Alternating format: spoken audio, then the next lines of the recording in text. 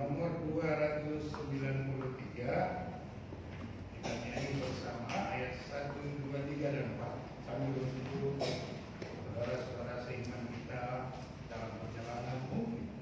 Dan saya mengajak Bapak Ibu untuk berdiri. Kita menyanyi ayat 1, 2, 3, 4. Mari Pak.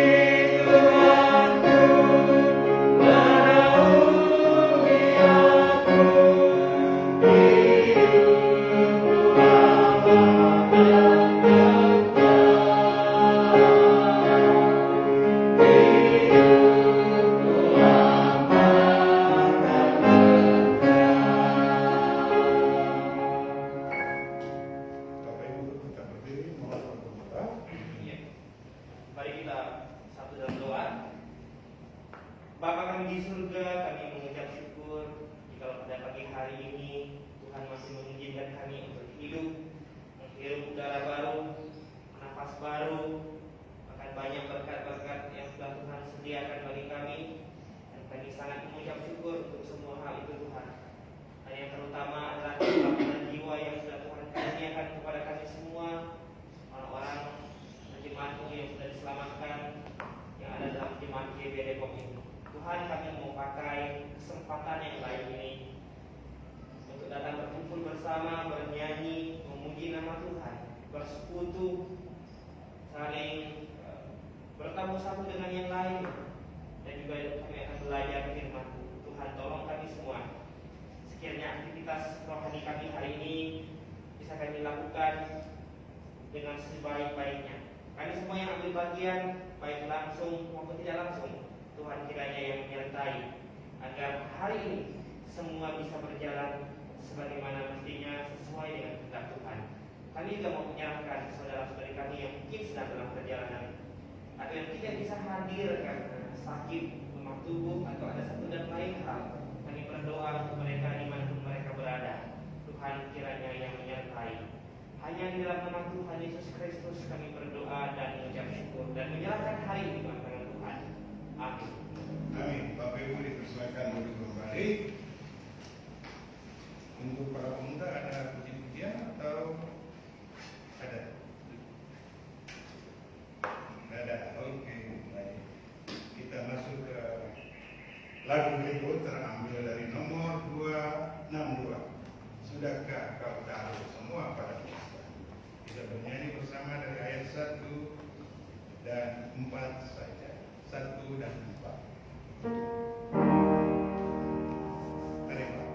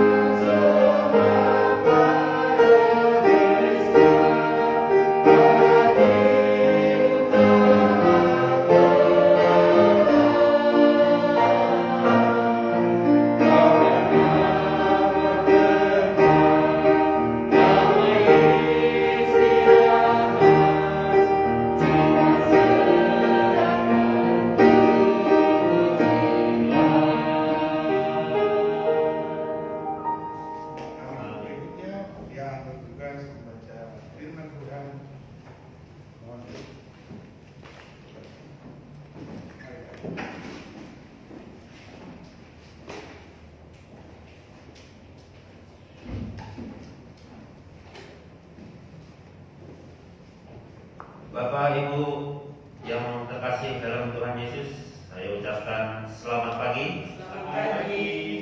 Pembacaan Alkitab hari ini terambil dari Surat Petrus. Surat Petrus yang pertama. Surat Petrus yang pertama, ayat yang kedua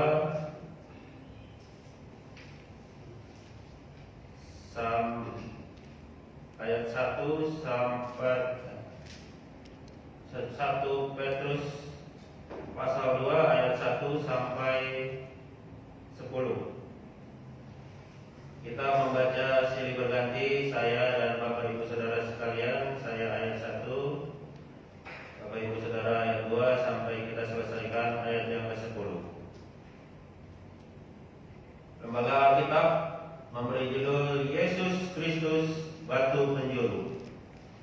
Karena itu, buanglah segala kejahatan, segala tipu muslihat, dan segala macam kemunafikan, kedengkian dan fitnah.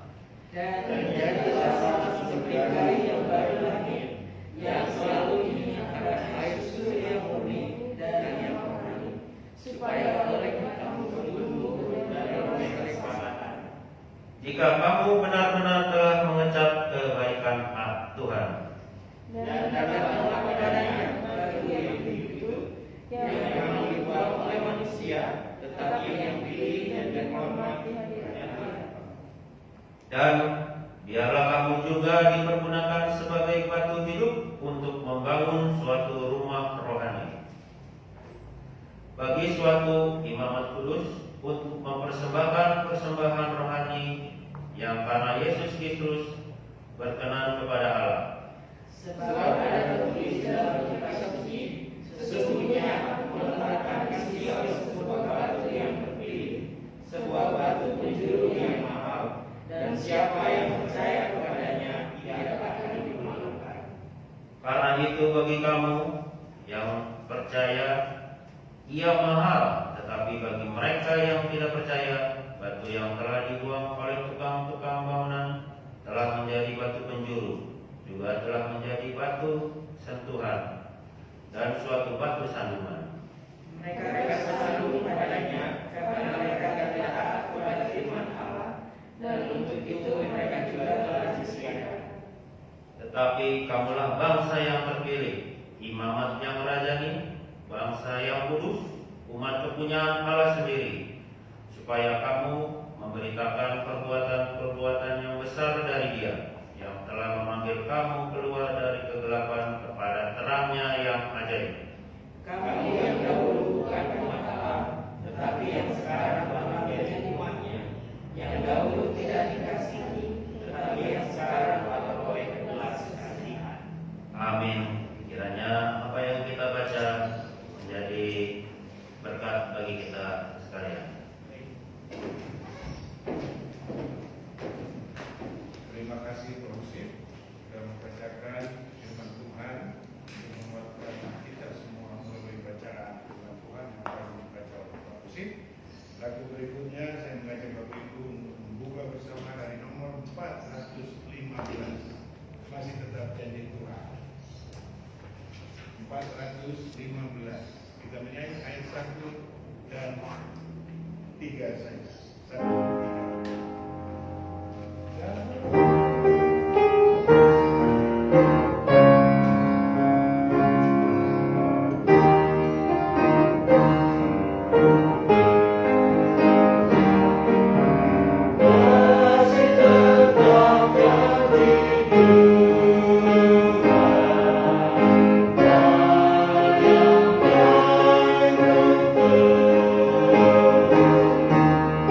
So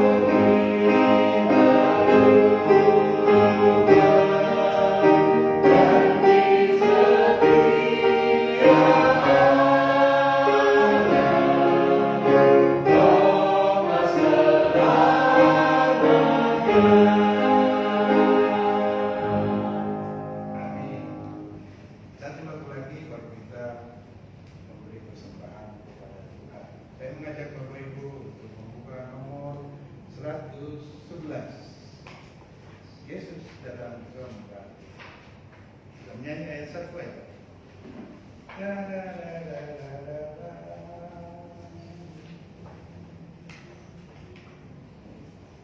Nomor 111.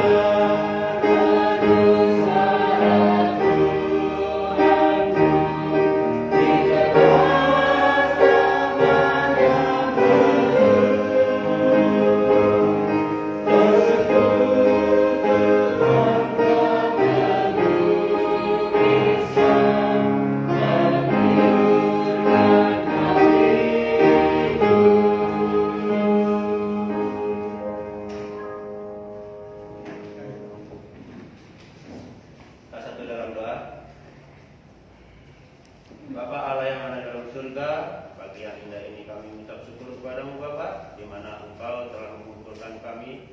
Di sini kami ingin memuji dan memuliakan namamu dan meninggikan namamu. Terlebih kami di sini siap untuk diajar oleh firman Bapa. Terima kasih Bapa. Bapa, tadi kami memberikan sedikit apa yang kami punya, kami berikan dengan sukacita. Biarlah itu berguna bagi kemuliaan namamu di kota Depok ini dan juga untuk pemeliharaan gedung di tempat ini Bapak. Terima kasih Bapak. Kiranya juga Engkau yang memberkati segala usaha dan pekerjaan kami. Terima kasih Bapak. Dalam nama Yesus kami berdoa dan mengucap syukur. Amin. Amin. Lagu kita yang terakhir setelah ini Pak Gembala mengambil acara selanjutnya. Saya mengajak Bapak Ibu untuk membuka bersama dari nomor 471. 471 Gerbang Timur. Kita menyanyi ayat 1, 3, dan 4. Sambil kita menyanyi, saya mengajak Bapak Ibu untuk berdiri.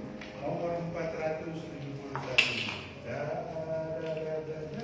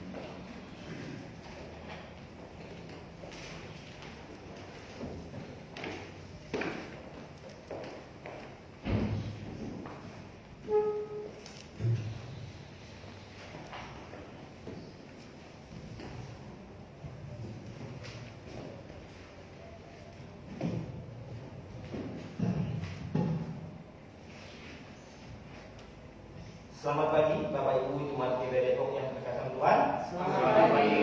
Apa kabar hari ini? Baik. Tuhan ya. Jadi 2 hari kita diguyur hujan luar biasa dan banyak tempat di daerah Jabodetabek yang mengalami kebanjiran. Tapi puji Tuhan ya, kita hari ini semuanya nggak ada yang kebanjiran. Ya, saya bilang Depok kalau banjir paling ya di tepi-tepi lah ya, karena air nggak mungkin karena cuma lewat doang. Ya kalau banjir ya Jakarta. Kalau Depok cuma dilewati sebentar. Tapi kemarin saya kaget Pak, jadi ibu bikin di grup di jalan luar setinggi ini. Wow, saya belum pernah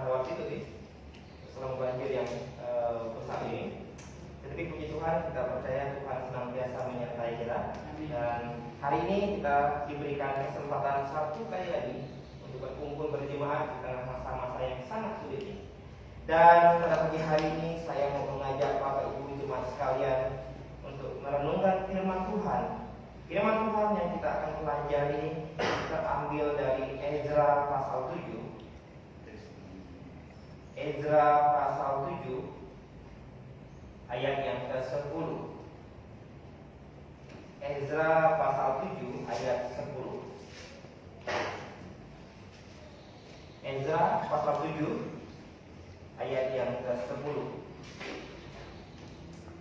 Kalau Bapak Ibu jemaat sekalian sudah menemukannya, mari kita membaca Ezra pasal 7 ayat 10 ini secara bersama-sama dalam hitungan yang ketiga. Ezra pasal 7 ayat 10, 1, 2, 3.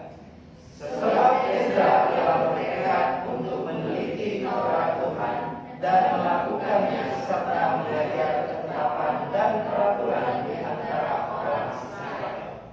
Saya akan ulangi satu ayat lagi. Sebab Ezra telah bertekad untuk meneliti Taurat Tuhan dan melakukannya serta mengajar ketetapan dan peraturan di antara orang Israel. Mari kita berdoa. Bapa di surga, kami mengucap syukur. Sungguh kami mengucap syukur Tuhan, sebab ada kesempatan yang Tuhan berikan bagi kami untuk datang berkumpul. Kesehatan yang Tuhan karuniakan kepada kami untuk kami bisa datang berkumpul berjemaat hari ini. Tuhan, kiranya Tuhan yang menyertai acara kami hari ini dari awal sampai dengan akhirnya. Dan saat ini kami akan mempelajari firman-Mu Tuhan. Saat ini kami akan meneliti firman. Layaknya Ezra bertekad untuk meneliti firman. Dan hari ini kami mau belajar. Tuhan kiranya menyertai kami semuanya. Dan kiranya Roh Kudus-Mu yang Tuhan karuniakan dalam hati kami masing-masing memberikan kami kekuatan, kemampuan untuk bisa memahami setiap firman-Mu yang akan kami sama-sama pelajari pada pagi hari ini. Terpujilah nama Tuhan. Hanya di dalam nama Tuhan Yesus Kristus kami berdoa dan mengucap syukur. Amin. Bapak Ibu sekalian yang saya kasih dalam Tuhan, jemaat GB Depok yang Tuhan kasihi. Topik renungan kita pada pagi hari ini adalah menyenangi firman Allah. Menyenangi firman Allah. Dari pembacaan kita tadi, Ezra pasal 7 ayat 10. Ezra bertekad untuk meneliti Taurat Tuhan dan melakukannya serta mengajar ketetapan dan peraturan di antara orang Israel. Bapak Ibu sekalian yang saya kasihi dalam Tuhan, semakin hari semakin sedikit orang yang menyenangi firman Tuhan. Meskipun dia berkata dia adalah orang Kristen, tapi tidak banyak ya orang-orang yang terpanggil, orang-orang yang punya hati benar-benar serius menyenangi, mencintai, menyukai firman Tuhan. Sehingga tidak sedikit juga ya banyak orang Israel yang orang Kristen hari ini ya yang tidak memahami kebenaran firman Tuhan, padahal di tangannya ada firman Tuhan. Ya, bagi sekalian yang saya kasih Tuhan, Israel dibuang ke Babel itu selama 70 tahun dan mereka mengalami pergantian ketika Babel dikalahkan oleh Media Persia. Mereka pun akhirnya dibawa dalam penawanan ke Persia ya. Dan sampai pada zaman Koresi, Raja Persia, Media Persia yang sangat terkenal saat itu, barulah mereka mulai dipulangkan. Itu pun dalam 3 tahap oleh 3 pemimpin. Kepulangan pertama tujuannya untuk membangun bait Allah, rumah Allah. Mereka dipimpin oleh Zerubabel. Kepulangan yang kedua untuk membangun tembok Yerusalem, kota Yerusalem. Mereka dipimpin oleh Nehemia. Dan Ezra memimpin bangsa Israel pulang ke Yerusalem dalam tahap yang ketiga. Bapak Ibu sekalian yang saya kasih Tuhan, Ezra ini siapa? Ezra ini adalah seorang imam diaspora. Diaspora adalah artinya terpencah. Jadi ketika mereka ada di Media Persia, Ezra adalah imam yang mengajarkan orang-orang Israel yang ada di masa pembuangan di sana. Dan ketika mereka kembali ke Israel, ke Yerusalem, pulang ke negerinya, Ezra menjadi imam atas Israel dan mengajar mereka, keturunan-keturunan orang-orang muda, generasi-generasi baru yang balik ke Yerusalem. Dua pemimpin yang pertama, mereka membawa Israel pulang, ya, untuk membangun politik, membangun bangunan sosial, keamanan, dan lain-lain. Tetapi Ezra punya tugas dari Tuhan yang berbeda. Bapak Ibu sekalian yang saya kasih Tuhan, Ezra punya tugas yang berbeda. Nah, hari ini, zaman kita ini, era kita hari ini zaman yang penuh dengan segala informasi, betul? Lewat media cetak, televisi, koran, internet, berbagai macam media kita dapatkan hari ini berita-berita yang terbaru, up to date dan sebagainya. Dan yang menjadi pertanyaannya, firman Tuhan dulu sampai dengan hari ini tidak pernah berubah. Tidak pernah berubah. Tapi bukan berarti ketinggalan zaman. Yang menjadi pertanyaannya adalah bagaimanakah sikap kita hari ini terhadap firman Tuhan yang informasinya tidak berubah? Apakah kita menyenangi firman Tuhan hari ini? Apakah kita menyukai firman Tuhan hari ini? Ini bisa menjadi pertanyaan pribadi bagi kita. Silakan Bapak Ibu sekalian, bahkan Bapak Ibu saudara-saudari yang menyimak ini secara online, Anda perlu menjawab dalam hati. Apakah hari ini Anda sebagai orang Kristen, ini secara khusus orang Kristen, Anda menyukai, mencintai, menyenangi firman Tuhan? Atau hanya Alkitab sebagai pelajaran, hanya sebagai identitas Kristen, tapi Anda tidak pernah punya hati untuk menyukai, untuk mempelajari?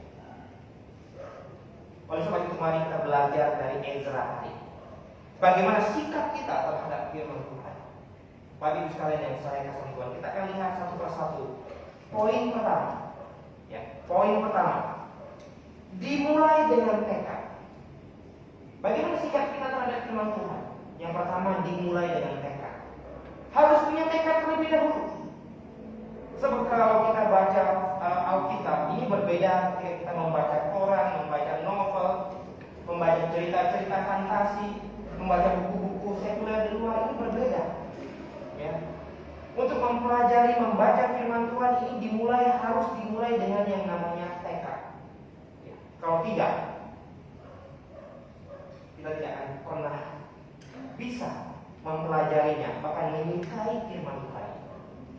Kita lihat Ezra pasal 7 ayat 10 tadi. Ezra telah bertekad. Dia bertekad. Bertekad ini juga bisa diartikan mencurahkan segala perhatiannya. Dalam Alkitab Indonesia terjemahan lama, ini membetulkan hatinya. Bertekad itu membetulkan hatinya, membereskan hatinya, khusus untuk meneliti firman Tuhan ini. Bapak Ibu sekalian yang saya Tuhan, membaca, mempelajari firman Tuhan, seperti yang saya katakan tadi, ini berbeda ketika kita membaca surat kabar, cerita, buku-buku, novel dan sebagainya. Ini berbeda. Dibutuhkan tekad, dibutuhkan usaha untuk mencurahkan segala perhatian. Mengapa? Ini firman Tuhan, bukan hanya sekedar dibaca, tapi benar-benar dipahami. Makanya ada istilah merenung, membaca dan merenungkan. Kalau kita koran tidak perlu direnungkan, baca sekilas sudah paham.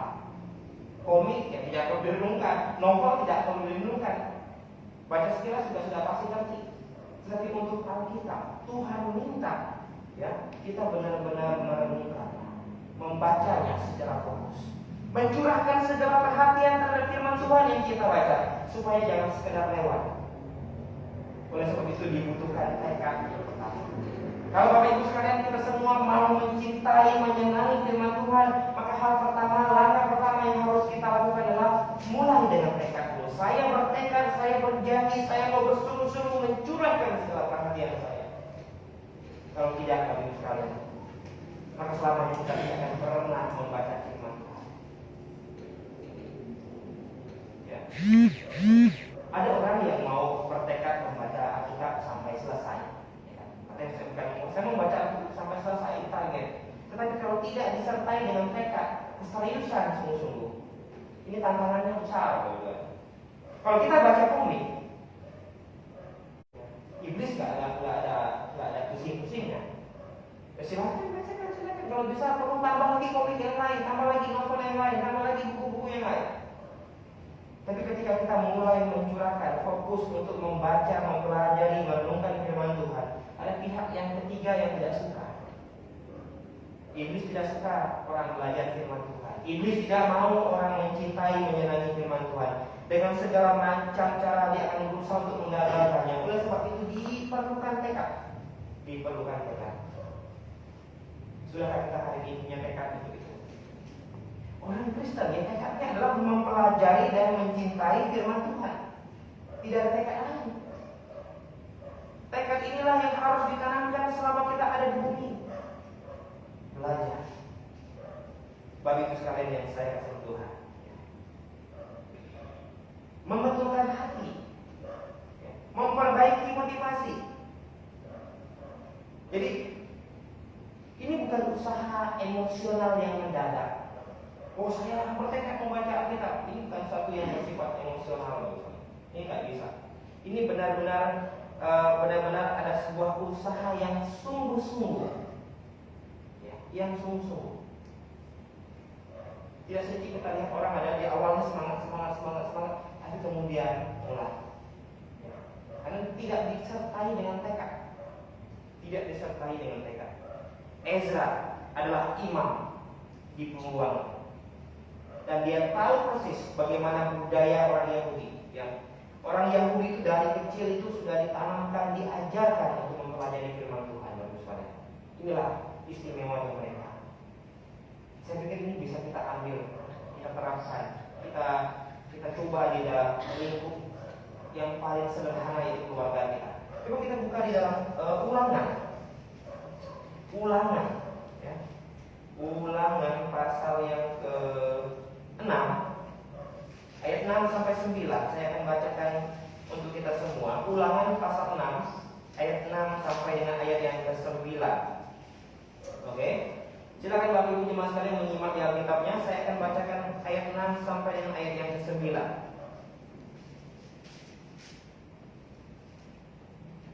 Mungkin dari ayat yang ke-4 saja supaya lebih jelas.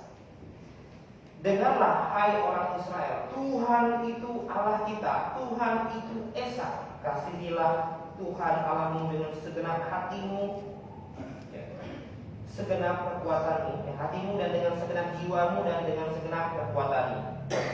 Apa yang kuperintahkan kepadamu pada hari ini haruslah engkau perhatikan, haruslah engkau mengajarkannya berulang-ulang kepada anak-anakmu dan membicarakannya apabila engkau duduk di rumahmu, apabila engkau sedang dalam perjalanan, apabila engkau berbaring, apabila engkau bangun. Haruslah juga engkau mengikatkannya sebagai tanda pada tanganmu, dan haruslah itu sebagai lambang di dahimu, dan haruslah engkau menuliskannya pada tiang pintu rumahmu, pada pintu gerbang. Sampai segitunya Tuhan kita, ya, supaya jangan sampai lupa ini. Simpan di tangan sebagai pengingat, simpan di dahi sebagai simpan di tiang-tiang rumah firman Tuhan. Bapak Ibu sekalian yang saya kasihi Tuhan, orang-orang Yahudi Israel sudah sejak dini ditekankan untuk merenungkan firman Tuhan. Masalah nanti tidak nyaut terus nanti, tapi minimal mereka sudah dibiasakan dari sejak kecil untuk mencintai, merenungkan firman Tuhan. Bapak Ibu sekalian yang saya kasihi Tuhan, bagaimana kita hari ini? Sudahkah kita mulai bertekad untuk itu? Mungkin dimulai dari kita orang tua. Orang tua. Kalau orang tua sudah punya tekad dan punya keseriusan, lalu mari kita sama-sama ajak anak kita untuk baca firman Tuhan. Kami sekeluarga berusaha, sedang bertekad untuk belajar firman Tuhan, membaca satu malam satu pasal, gak usah banyak-banyak. Nanti setelah selesai satu pasal baru saya jelaskan sedikit. Oh, ini satu pasal ini tentang ini, menjelaskan tentang ini. Jadi besok baca pasal yang berikutnya, masih ingat cerita yang pasal yang sudah dibaca. Nggak apa-apa lah, karena kita bukan target cepat-cepatan baca Alkitabnya, tapi ngertinya. Apa artinya target saya 1 bulan selesai 2 kali baca Alkitab, 3 kali baca Alkitab? Tapi ngerti nggak? Atau mungkin banyak ayat-ayat yang terlewat karena targetnya waktu. Jadi bagi ibu sekalian yang saya Tuhan, belajar membaca ini perlu bertekad bersungguh-sungguh. Oleh sebab itu, bagaimana sikap kita terhadap firman Tuhan? Yang pertama, dibutuhkan tekad. Mari kita belajar dari Ezra. Ezra tahu persis mengapa bangsa Israel harus sampai dibuang ke dalam pembuangan Babel, Media Persia dan seterusnya. Itu karena mereka mulai lalai, mulai melupakan firman Tuhan, sehingga Tuhan izinkan mereka mendapatkan hukuman, dan Tuhan pakai bangsa lain untuk menghukum mereka. Lalai dalam firman Tuhan. Yang kedua, bagaimana sikap kita terhadap firman Tuhan? Yang pertama tadi dimulai dengan tekad. Yang kedua, ada usaha untuk meneliti. Jadi bukan sekedar untuk membaca, tapi menelitinya. Karena Alkitab ini perlu diteliti, bukan hanya sekedar dibaca saja. Kita lihat di Ezra pasal 7 ayat 10 tadi, ya. Sebab Ezra bertekad untuk apa? Meneliti Taurat Tuhan. Meneliti Taurat Tuhan. Jadi bukan hanya sekedar membaca asal lewat, yang penting sudah formalitas baca kitab, hafal lidah. Bukan, tapi ada usaha untuk meneliti. Kalau bingung tanya, cari tahu. Ini adalah usaha untuk menelitinya. Bagi ibu sekalian yang saya kasih Tuhan, firman Tuhan itu begitu penting, ya. Dan saking pentingnya firman Tuhan itu, banyak sekali dalam Alkitab ini firman Tuhan ini digambarkan dalam banyak hal. Kita lihat beberapanya saja. Kita buka dalam Mazmur 119 ayat 105. Ini sudah sangat terkenal ayat ini, ya. Mazmur 119 ayat yang ke-105. Saya mau mengajak kita baca sama-sama. Mazmur 119 ayat 105. Kita baca sama-sama. Sudah ketemu? Mazmur 119 ayat 105. 1, 2, 3. Firman-Mu itu pelita bagi kakiku dan terang bagi jalan. Lihat di sini, firman Tuhan digambarkan seperti pelita, seperti terang. Pelita dan terang ini adalah dua benda yang menghasilkan cahaya dan sangat dibutuhkan. Tidak ada orang yang tidak butuh terang. Kita kalau patah mati lampu sudah terangkan. Sehari mati lampu, sudah repot. Sudah banyak yang menggerutu. Kenapa? Karena secara manusiawi, ya, secara natural kita ini butuh terang. Mau cari terang. Gak ada orang yang tinggal dalam situasi yang sangat gelap, tidak ada cahaya, kan tidak bisa berbuat apa-apa. Nah, firman Tuhan saking pentingnya itu digambarkan seperti itu. Firman itu pelita untuk kaki, jangan terantuk. Mungkin hari ini tidak pakai pelita, tapi senter. Itu seperti itu. Kemudian terang bagi jalan. Oh, jalan kalau kita gelap bagus sekali keluar. Ini repot. Ini mungkin nggak sampai tujuan. Ini bisa nabrak, bisa jatuh. Oke, yang kedua, kita buka Matius pasal 4 ayat 4. Matius pasal 4 ayat 4.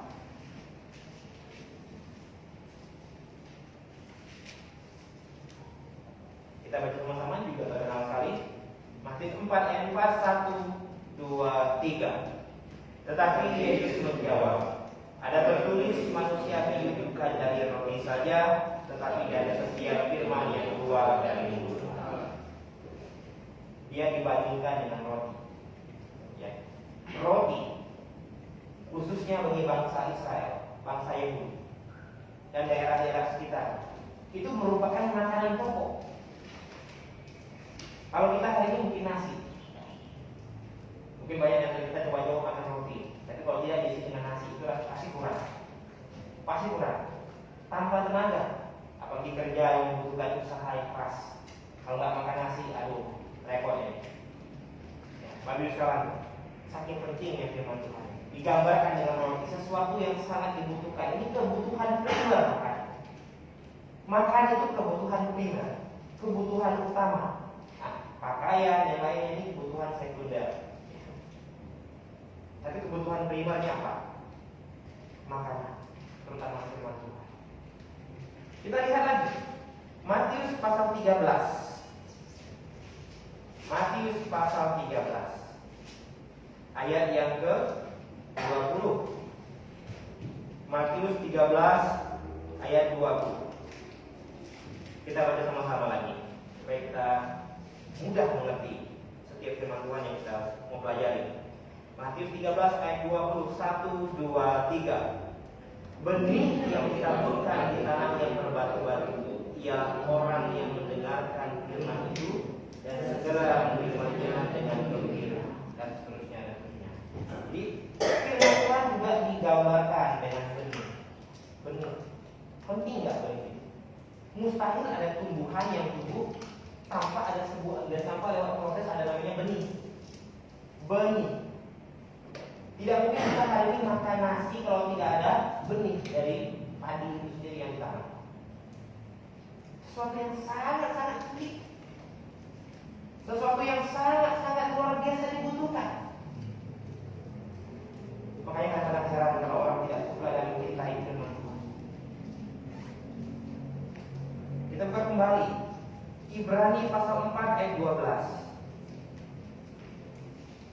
Ibrani pasal 4 ayat 12.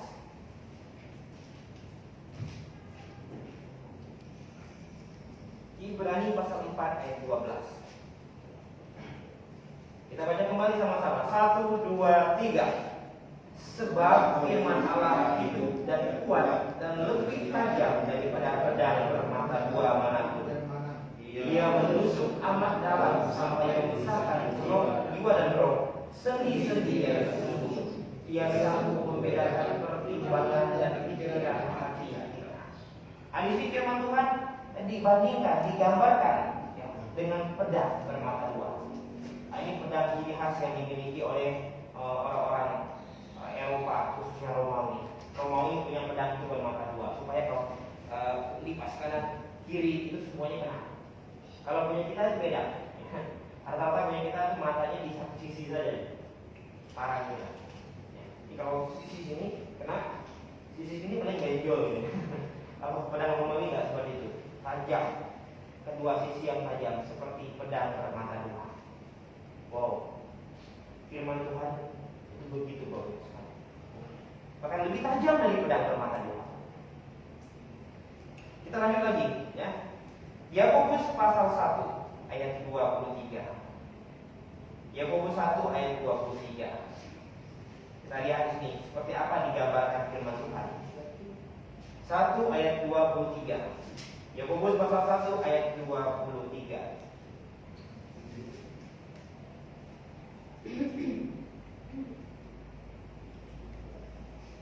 Kita baca sama-sama. 1, 2, 3.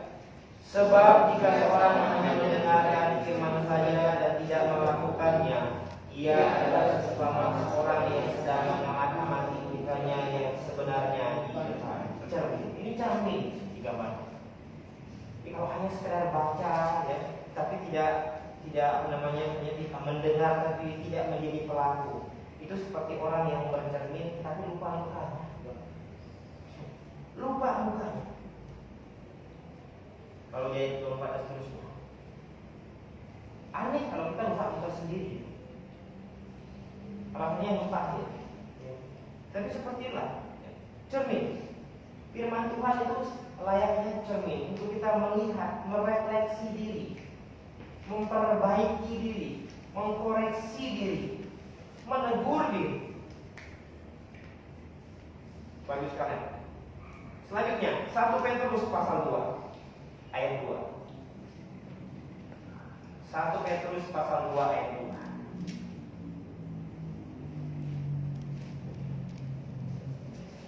Kita baca sama-sama kembali. 1 Petrus pasal 2 ayat yang kedua. 1, 2, 3. Dan jadilah sama seperti bayi yang baru lahir, yang selalu ingin akan air susu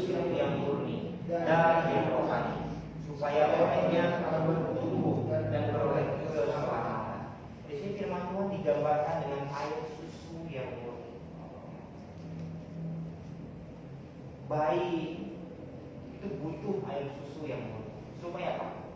Karena bayi nggak belum bisa makan yang lain. Dia butuh sesuatu yang sangat penting, apa? Air susu ASI, untuk membantu pertumbuhannya, perkembangannya.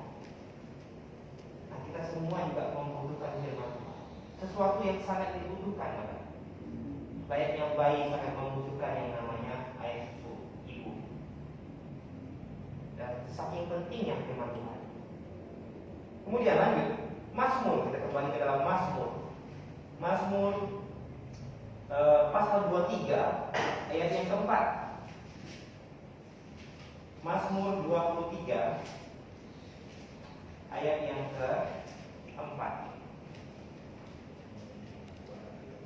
Ini Mazmur yang cukup terkenal. Ya. Kita baca ayat yang keempat, Mazmur 23 ayat yang keempat. 1, 2, 3. Sekalipun aku berjalan dalam lembah kekelaman, aku tidak takut bahaya, sebab Engkau besertaku. Gadamu dan tongkatmu, itulah yang menghibur aku. Di sini digambarkan dengan gada.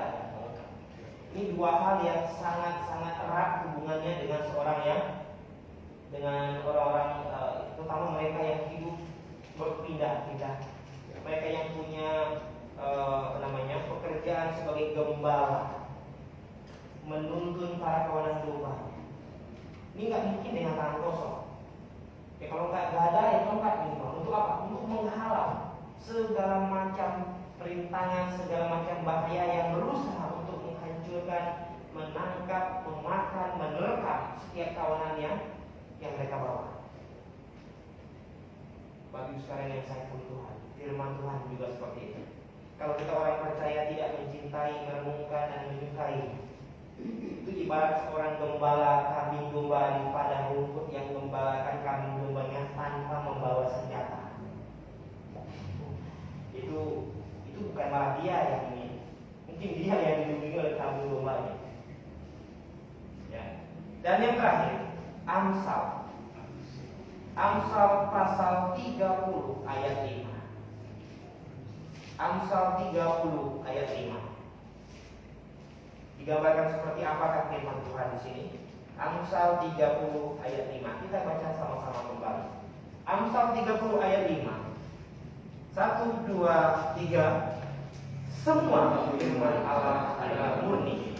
Ia adalah perisai bagi orang-orang yang berlindung padanya.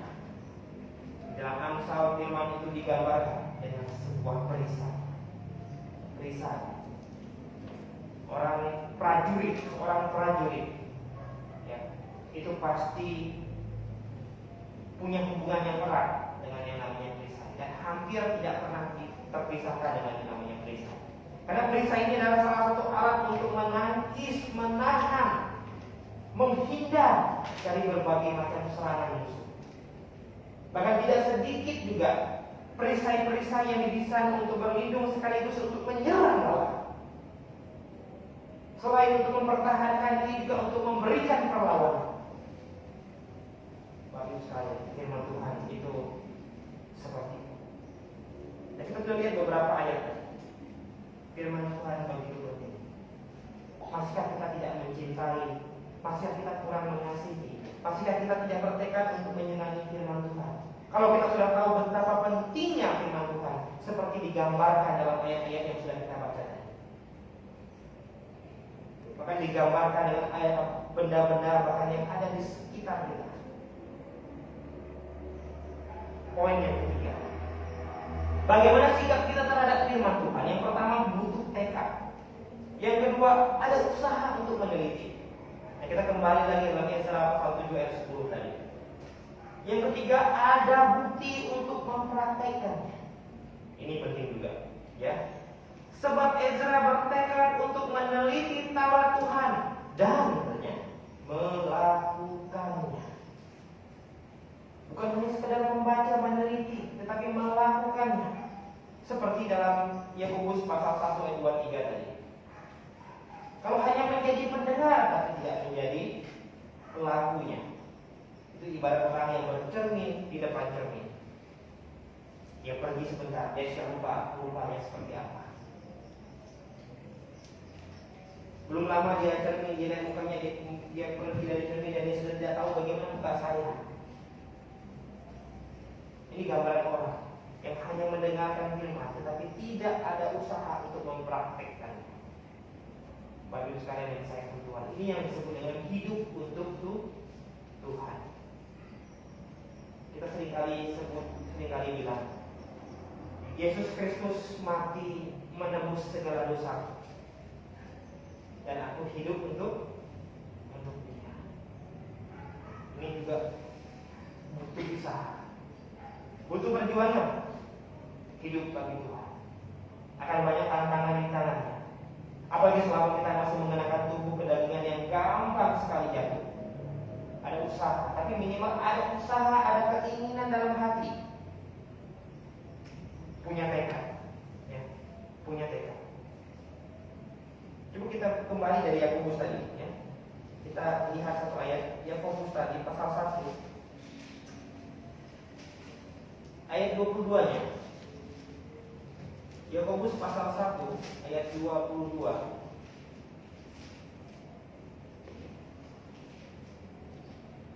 Tetapi hendaklah kamu menjadi pelaku firman, ya, dan bukan hanya pendengar saja, sebab jika demikian kamu menipu diri sendiri.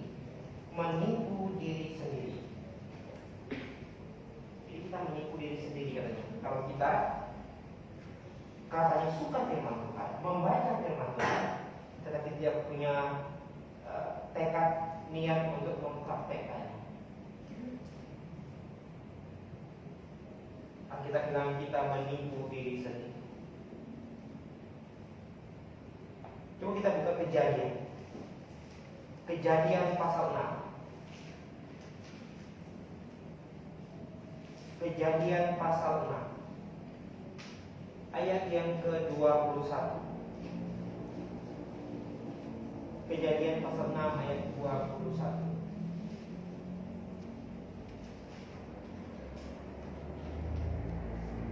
Kita baca sama-sama. Kejadian 6 ayat 21. 1, 2, 3. Dan engkau bawalah bagimu segala apa yang dapat dimakan. Kumpulkanlah itu padamu untuk menjadi makanan bagimu dan bagi mereka.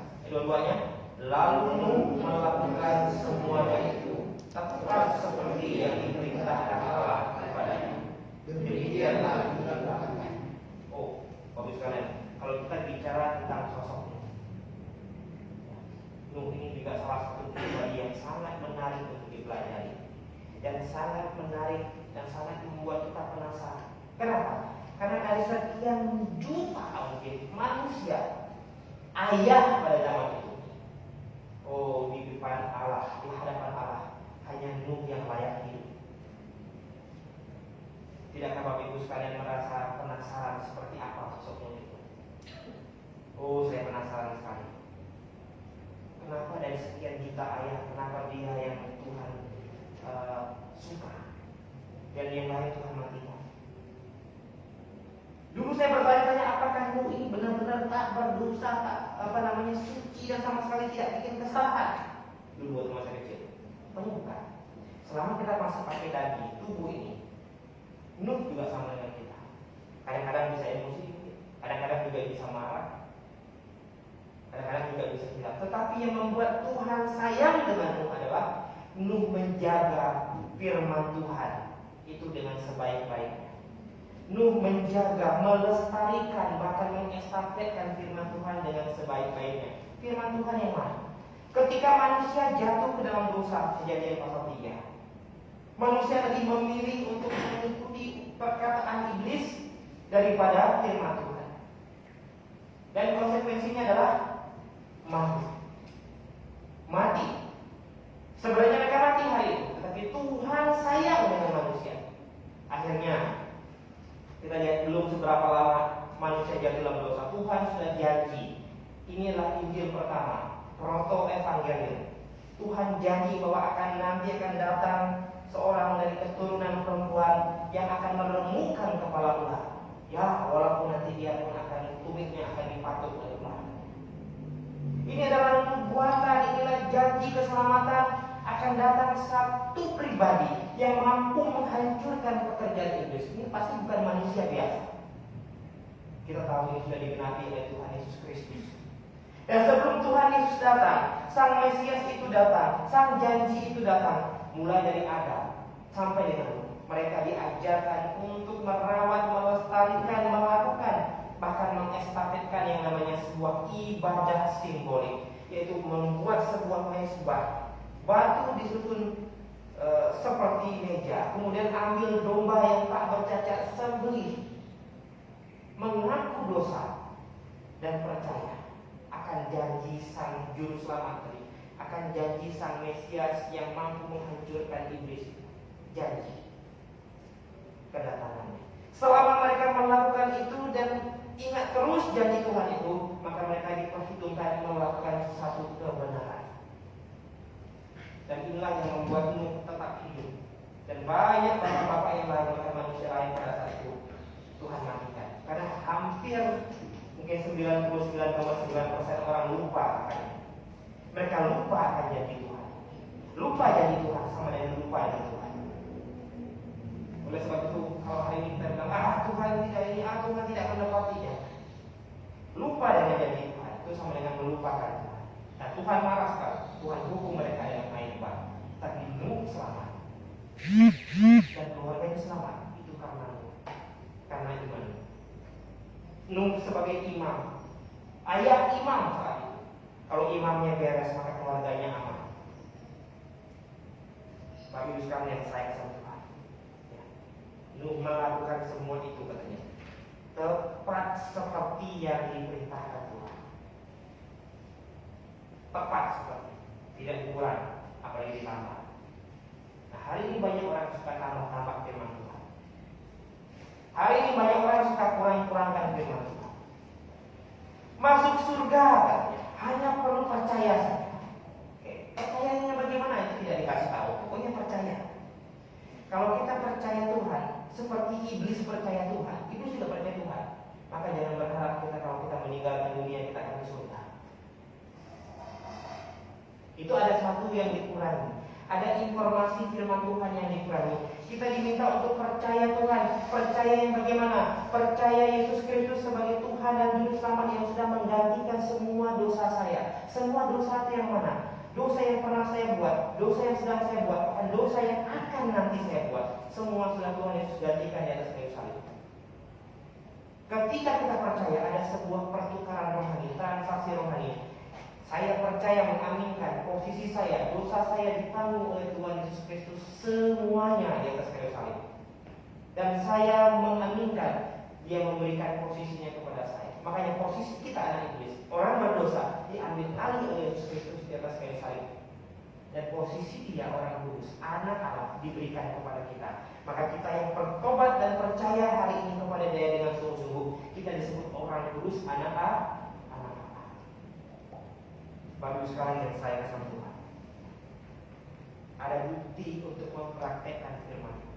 Nah, yang terakhir, bagaimana sikap kita terhadap firman Tuhan? Tadi dimulai dengan tekad. Ada usaha untuk menelitinya. Bahkan ada bukti untuk mempraktekkannya. Dan yang keempat, ada sukacita untuk mengajarkan. Ya, kita lihat kembali dalam Ezra pasal 7 ayat yang ke-10. Sebab Ezra telah bertekad untuk meneliti Taurat Tuhan dan melakukannya serta mengajar ketetapan dan peraturan ini di antara orang Israel. Bapak Ibu sekalian yang saya Tuhan, jemaat yang benar, jemaat Alkitabiah adalah jemaat yang adalah tiang penopang dan dasar kebenaran. Jemaat yang benar ini punya fungsinya dua. Yang pertama sebagai tiang penopang. Tiang penopang itu apa? Rumah kalau tidak punya pilar penopang, tiang penopang, rumah itu tidak akan pernah berdiri sama sekali. Mana ada atap bisa dipasang kalau tidak ada tiang penopang. Nah, gambaran sebagai jemaat yang Alkitabiah, jemaat yang mengajarkan kebenaran firman Tuhan dengan sungguh-sungguh itu digambarkan seperti tiang penopang. Yang kedua, fungsi jemaat adalah dasar kebenaran. Dasar. Hampir semua orang rumah punya lantai, walaupun bahannya beda-beda. Nggak ada orang rumah tidak punya lantai. Lantai itu dasar. Dasar. Jadi jemaat dari Allah yang hidup, tiang penopang dasar kebenaran. Ayatnya di mana?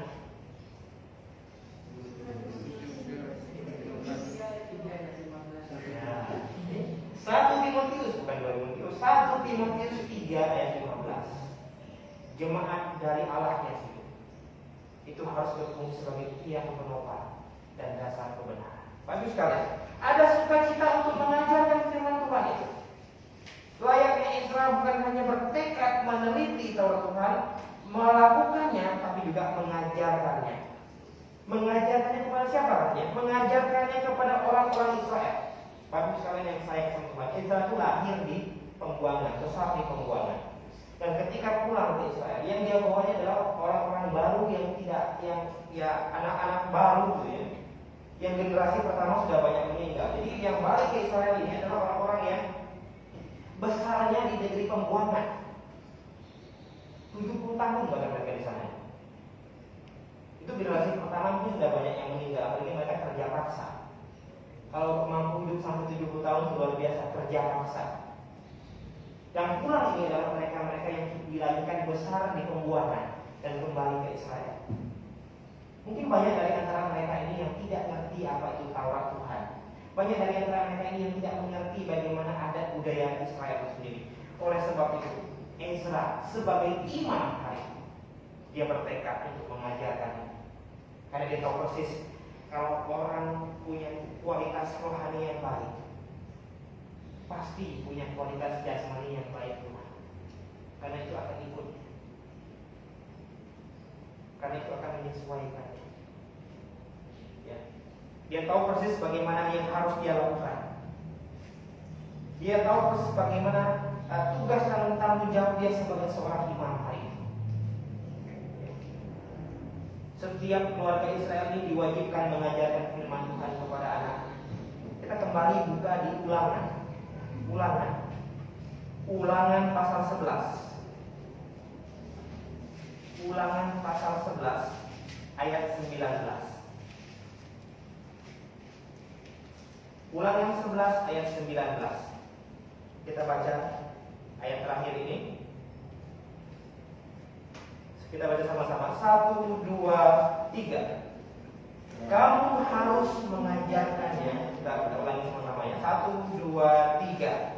Kamu harus mengajarkannya kepada anak-anakmu dengan membicarakannya apabila engkau duduk di rumahmu, apabila engkau sedang dalam perjalanan, apabila engkau berbaring, apabila engkau bangun. Ulang lagi apa yang tadi sudah dicatat di pasal 6 ayat 6 sampai 9. Kenapa? Karena Tuhan mau bahwa sejak ini orang harus terbiasa menyukai firman Tuhan. Oleh sebab itu bagi saudara, mari, belum ada kata terlambat untuk kita hari ini. Belum ada kata terlambat. Mungkin kita sejak kecil tidak terbiasa suka dengan firman Tuhan. Tapi mulai hari ini mari, karena kita sudah tahu betapa pentingnya firman Tuhan ini. Khususnya bagi kita orang yang tidak percaya, khususnya bagi kita katanya orang-orang yang sudah diselamatkan. Mari sama-sama kita belajar untuk menyukai, menyenangi firman Tuhan.